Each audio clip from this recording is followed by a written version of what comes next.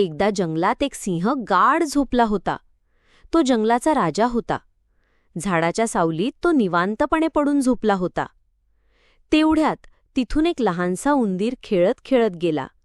तो चुकून सिंहाच्या अंगावरूनच धावत गेला. सिंहाला त्रास झाला आणि तो जोरात डरकाळी फोडत जागा झाला. त्याने पटकन उंदराला आपल्या पंजात पकडलं. सिंह खवळून म्हणाला, "अरे, माझ्या अंगावर धावतोस? तुला शिक्षा मिळालीच पाहिजे." उंदीर घाबरून थरथरायला लागला. तो हात जोडून म्हणाला, "महाराज, कृपा करा, मला माफ करा. मी मुद्दाम केलं नाही. मला एक संधी द्या. कदाचित एक दिवस मी तुमचा उपकार फेडू शकेन."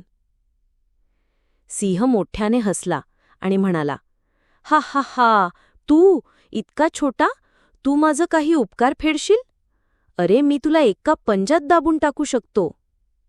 पण तरी सिंहाने त्याला सोडून दिलं. काही दिवसांनी सिंह जंगलात फिरत असताना तो एका शिकाऱ्याच्या जाळ्यात अडकला. तो जोरजोराने डरकाळ्या फोडू लागला. "मदत करा, कुणी आहे का?"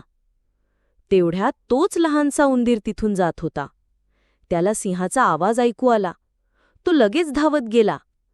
त्याने बारीक दातांनी जाळं कुरतडायला सुरुवात केली. कुरतडता कुरतडता त्याने अखेर जाळं फाडून टाकलं. सिंहाला मुक्ती मिळाली. सिंह खूप खुश झाला. त्याने उंदराकडे पाहून नम्रपणे म्हटलं, "माफ कर, मी तुझ्यावर विश्वास ठेवला नव्हता, पण तू मोठं काम केलंस." उंदीर हसून म्हणाला, "मी सांगितलं होतं ना महाराज, प्रत्येकजण कधी ना कधी उपयोगी पडतोच." शेवटी शिकवण काय?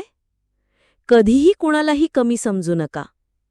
प्रामाणिकपणा आणि सहकार्याने कोणतीही अडचण दूर करता येते.